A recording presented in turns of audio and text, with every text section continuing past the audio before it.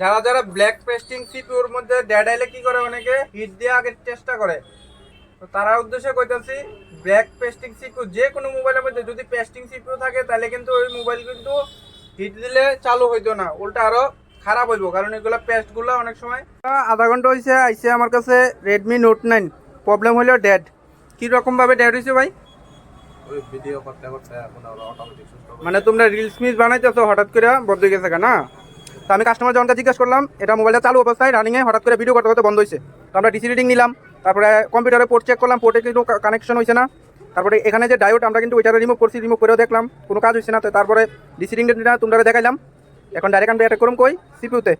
আমরা এখন এটা সিপিউ রিভল করি, রিভল করার পর কিন্তু এই দেখো মোবাইলের কন্ডিশন নিতে নিতে কই সিপিউ রিভল করুম। সেট কিন্তু চ্যালেঞ্জ একটাই 100% চালু হইতে হইব, আর 100% চালু করেও দেখাইতেছি। দেখো এই হলো সেট 100% কিন্তু চালু করে দিতেছি। এখন শুধু সিপিউ রিভল করুম।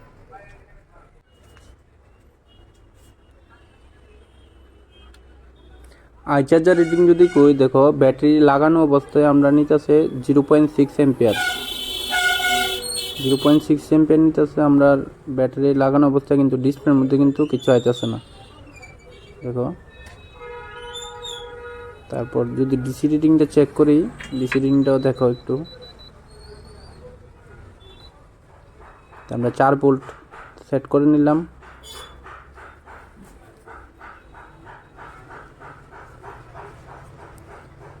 দেখো 100-এর উপরে যায়, গিয়ে আবার 30-তে রিটার্ন চলে আসে। দেখো ডিসি রিডিংটা ভালো করে খেয়াল রাখো কত যায়। 100-এর উপরে একটা বাড়ি দেয়, তারপর 30-এ গিয়ে একদম জিরো, মানে লো বুটিং হয়ে যায়।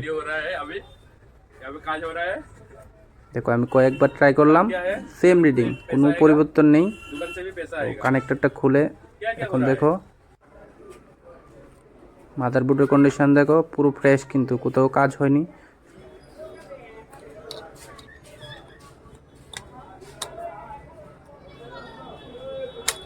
যদি সিপিইউ দেখায়, দেখো সিপিইউতে কোনো হিট টিট দেওয়া হয়নি আগে কোথাও। তো ওই অবস্থা আমরা আগে কম্পিউটার লাগে একবার পোর্টটাকে চেক করি। দেখো যদি অনেক সময় কি হয়, অটো পোর্টে চলে যায় মোবাইল, তারপরও কিন্তু 0.6 এম্পিয়ার নেই। তো এটার কন্ডিশন দেখো। কানেকশন যখন আমরা পিসির মধ্যে দিলাম, কোনো রকম কোনো পোর্ট নেই, কিন্তু দেখাচ্ছি এই দেখো কোনো রকম কোনো পোর্ট নেই। তো আমি হটগান ইউজ করতেছি আমরা যে বাকু 900। তো সিপিউর পেস্টিং সিপিউ যদি ফোন একবার ড্যাড আয়ে, যারা যারা ব্ল্যাক পেস্টিং সিপিউর মধ্যে ড্যাড আইলে কি করে অনেকে হিট দিয়ে আগে চেষ্টা করে, তো তারা উদ্দেশ্যে কইতাছি ব্ল্যাক পেস্টিং সিপিউ যে কোনো মোবাইলের মধ্যে যদি পেস্টিং সিপিউ থাকে তাহলে কিন্তু ওই মোবাইল কিন্তু হিট দিলে চালু হইতো না, উল্টা আরো খারাপ হইব। কারণ এগুলো পেস্টগুলো অনেক সময় আগে দেখো আমরা মেলার মধ্যে গেলে কি পাইতাম, এক জাতের ইয়া থাকতো জাহাজ, আগুন দিলে এটার মধ্যে প্রেসার তৈরি হইতো আর জলের মধ্যে দৌড়াইতো। প্রেসারটা কেড়ে তৈরি হইতো, হিট দিলে চারিদিক দিয়ে বদ্ধ থাকার কারণে এটা থেকে এয়ার সৃষ্টি হইতো। তো ওই পেস্টিং সিপিউগুলোও কিন্তু সেম, যখন চারিদিকে বদ্ধ থাকে তো এটার ভিতরে হিট দিলে কি হয়, প্রেসার সৃষ্টি হয়। প্রেসারে বলারও ভিতরে যে পিনগুলো থাকে এই পিনগুলো আউট হয়ে যায়। ওই কারণে পেস্টিং সিপিউ সবসময় তোমরা হিট দিয়ে না দিয়ে পাওয়ার আইসি সাইডে দিয়ে দেখতে পারো, কিন্তু সিপিউ সাইডে হিট দিও না যারা এই কাজ করো। দেখো এটারে কিন্তু আমরা সিপিইউ কিন্তু রিভলভ করে সেটটা চালু করতেছি এখন।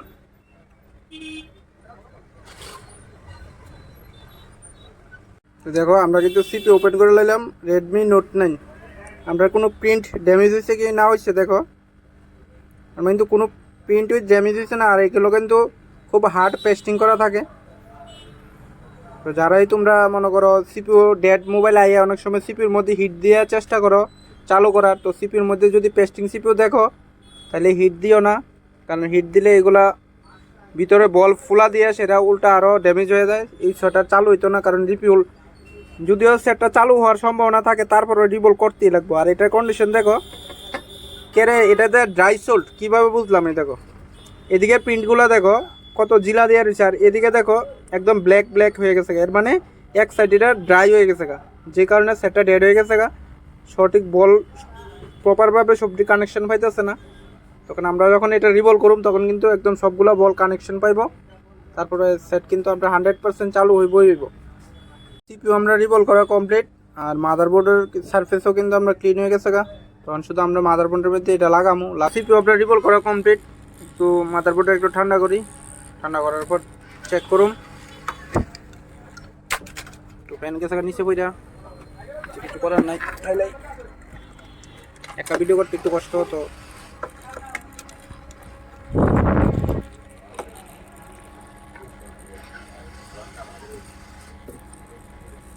মাদারবোর্ড মোটামুটি ঠান্ডা হয়েছে, আমরা সিপিইউ রিভলভ করাও কমপ্লিট। আর এমএমসিতে আমরা হাত দিছি না, যদি করতে লাগে তাও করবো না। আগে সিপিইউটা লাগাই দেখি এখন মোবাইলের কী কন্ডিশন।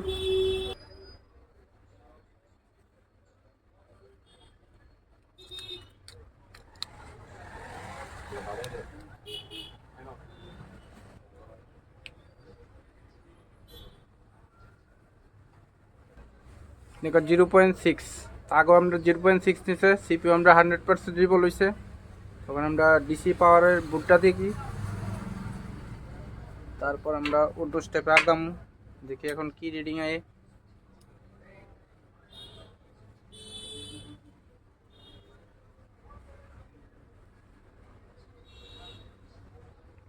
$62 গিয়া স্টক, 62তে গিয়ে স্টক আছে কিন্তু। তাহলে তো প্রবলেম কি, আমরা ধরা পড়ে গেছে গা, আর অল্প কাজ করতে লাগবো।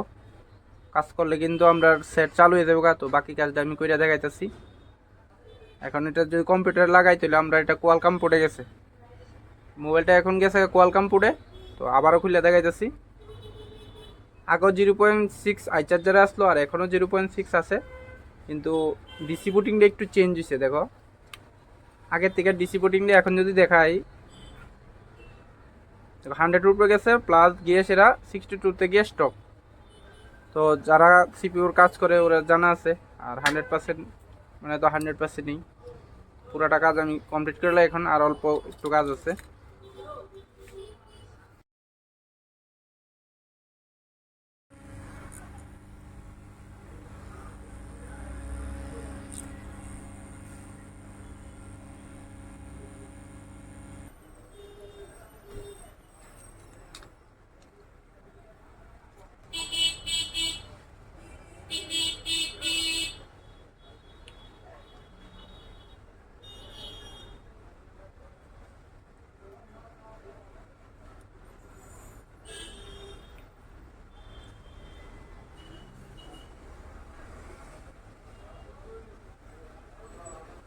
দেখো লাইভ একদম 100%, কিন্তু বললাম যেটা সেটাই বললাম যে লাইভ 100% সিপিইউ রিভলভ করে চালু করবে সেটটাকে। দেখো পুরোপুরি ডেড ছিল, আমাদের সেট কিন্তু চালু একদম।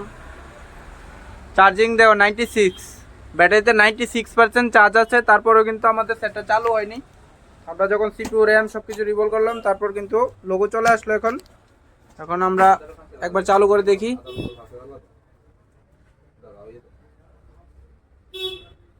96% চার্জ আছে এখনো। তো আমরা চালু করলাম। যারা এই সিপিইউর কাজ আমার কাছে করাতে চাও আসতে পারো, খয়েরপুর নতুন বাজার। ওয়েলকাম সবাইকে। হয়েছে খুশি? কাস্টমারকে সঙ্গে বসে রাখে কিন্তু 1 ঘন্টার মধ্যে আমরা সিপিইউ রিভলভ করে দিই। আর এরকম কি সিপিইউ অনুযায়ী কোনটা একটু টাইম বেশি লাগে, কোনটা একটু টাইম কম লাগে। অনেক সময় কি করে আগে থেকে অন্য দোকানে সিপিইউর কাজ করিয়ে তারপর আসে, তো ওই ক্ষেত্রে একটু টাইমটা বেশি লাগে। কেন মাদারবোর্ড যদি আইসি ভালো থাকে তাহলে করে দিই। অনেক সময় কি আইসিও খারাপ হয়ে যায়, তারপর সিপিইউ নিচে যে ট্র্যাকগুলো থাকে মানে মাদারবোর্ডের মধ্যে ওইগুলোও কিন্তু ড্যামেজ হয়ে যায়। তো সেই জন্য অনেক ক্ষেত্রে দেরি হয়। তো আমরা কিন্তু যখন একদম ফ্রেশ মোবাইল আসে ওইটাকে কিন্তু 100% করে দিই আমরা। এটাকে একটু যেহেতু সিপিইউ রিভলভ করলাম একটু টাইম লাগবে, চালু হতে একটু টাইম লাগুক, চালু হয়ে যাক। একটা মোবাইল যখন ডেড আসে ওইটার যে ফল্ট, ওই ফল্টটা ফাইন্ড করে কিন্তু মেন ইম্পর্টেন্ট। তো আমার কাছে যখন সেটটা আসলো, দেখো পাওয়ার আইসি, পাওয়ার সেকশন, তারপর যে নেটওয়ার্ক সেকশন, আমি কিন্তু কোথাও হাত দিইনি। আমি শুধু ডিসি রিডিংটা চেক করে তারপর আমরা আই চার্জারে লাগালাম, আই চার্জার রিডিং চেক করে তারপর কিন্তু আমি ফল্ট ফাইন্ড করলাম যে এটা কোথা থেকে প্রবলেমটা হতে পারে। তারপর আমরা কাজ করলাম, আর কাজ করার পর কিন্তু সেট আমাদের ডেড মোবাইল পারফেক্টলি অন হয়ে গেল।